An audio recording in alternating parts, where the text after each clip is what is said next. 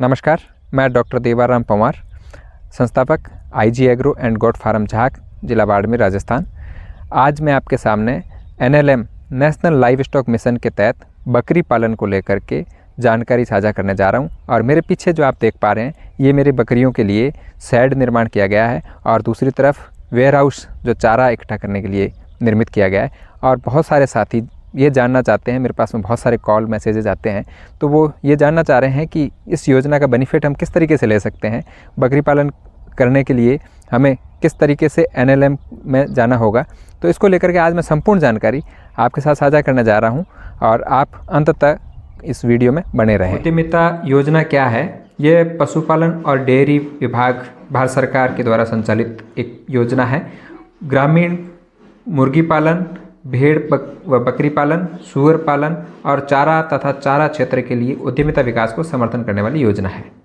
आज हम लोग जो बात करने जा रहे हैं कि बकरी पालन के लिए आवेदन कौन कर सकता है और इस योजना का लाभ कैसे लिया जा सकता है। कोई भी वो व्यक्ति किसान उत्पादक संगठन, स्वयं सहायता समूह, किसान सहकारी संगठन, संयुक्त देयता समूह, धारा 8 के तहत पंजीकृत कंपनी इसके लिए आवेदन कर सकती है।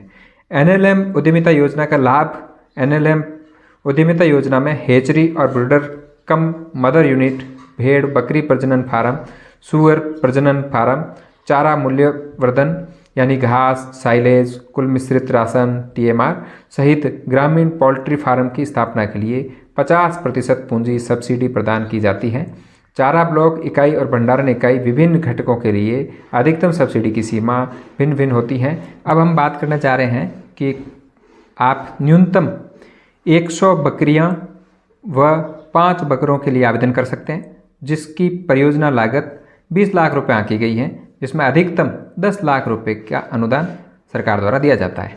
इसी तरह 200 बकरियों व 10 बकरों पर 40 लाख रुपए, जिसमें अधिकतम 20 लाख रुपए का अनुदान सरकार द्वारा दिया जाता है। इसी तरह 300 बकरियों व 15 बकरों पर कुल 60 लाख रुपए लागत मानी गई है, जिसमें अधिकतम 30 लाख रुपए का अनुदान दिया जाता है।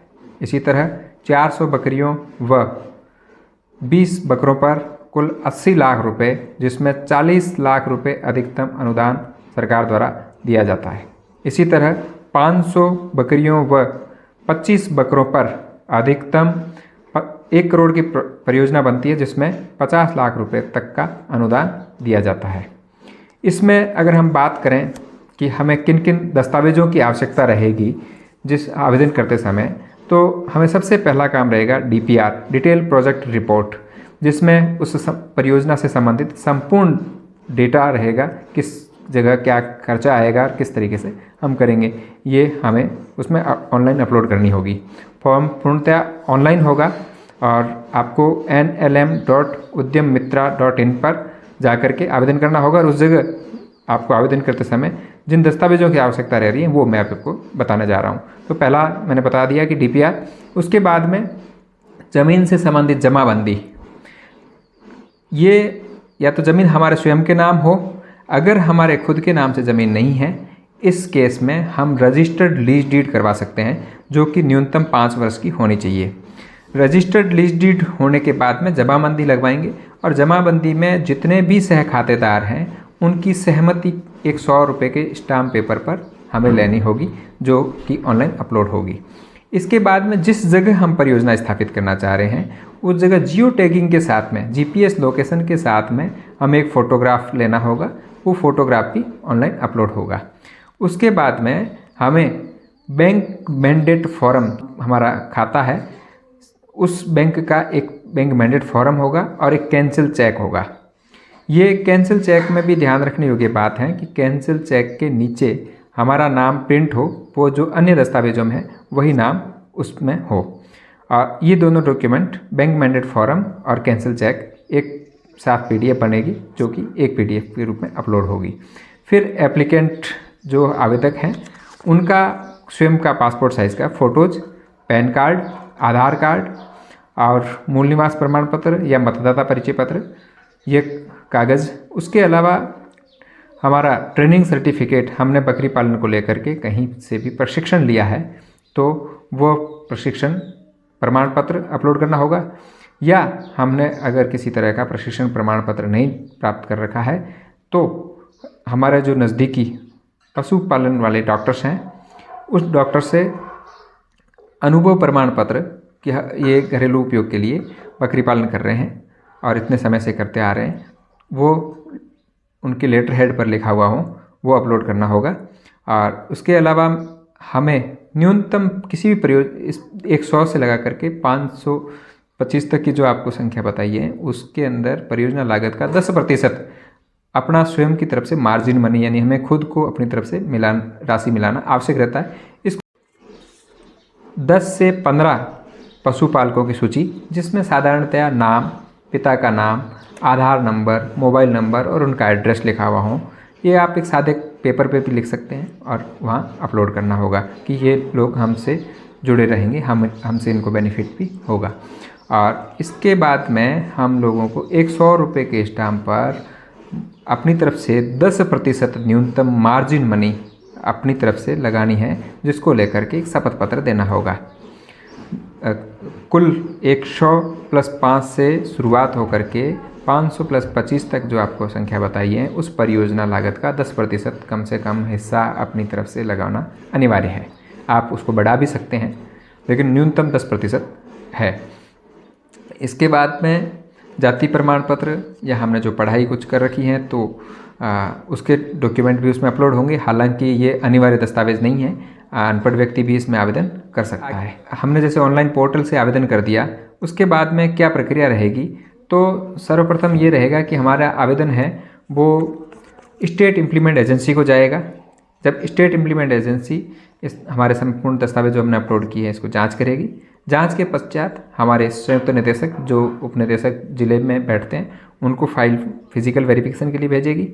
वहाँ जांच के पश्चात हमारे मौका मुआयना करके रिपोर्टिंग वापस SIA को जाएगी। SIA उसको हमने जो बैंक चुनी है ऋण के लिए उस बैंक को एप्लीकेशन फॉरवर्ड करेगी और उसके बाद में बैंक सैंक्शन लेटर अपलोड करके वापस SIA को भेजेगी। SIA उसको SLEC एक कमेटी है उसके समक्ष रखेगी।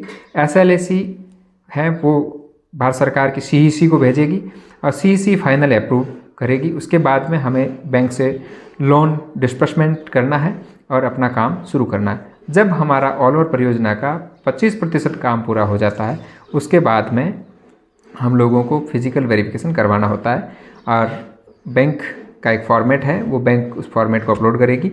उसके बाद में SIA की तरफ से फिजिकल वेरिफिकेशन किया जाएगा। वेरिफिकेशन के बाद में वो अपना फॉर्मेट अपलोड करके और CEC को फॉरवर्ड करेगा। CEC है वो SIDBI को उनकी सूची भेजती है, उनकी PSC होकर के, और उसके पश्चात हमें सब्सिडी की 25% अग्रिम किस्त है वो मिल जाती है। हम इसी तरह द्वितीय किस्त का भी प्रोसेस जब 100% काम पूरा हो जाता है तो इसी प्रोसेस से गुजरना होता है। इस परियोजना में कोई व्यक्ति यह चाहता है कि मुझे बैंक से किसी तरह की ऋण की आवश्यकता नहीं है, तो वो व्यक्ति अपने खुद के बलबूते भी काम कर सकता है। तो उसके लिए उसको बैंक गारंटी की आवश्यकता रहेगी और वो सेल्फ में आवेदन कर पाएगा।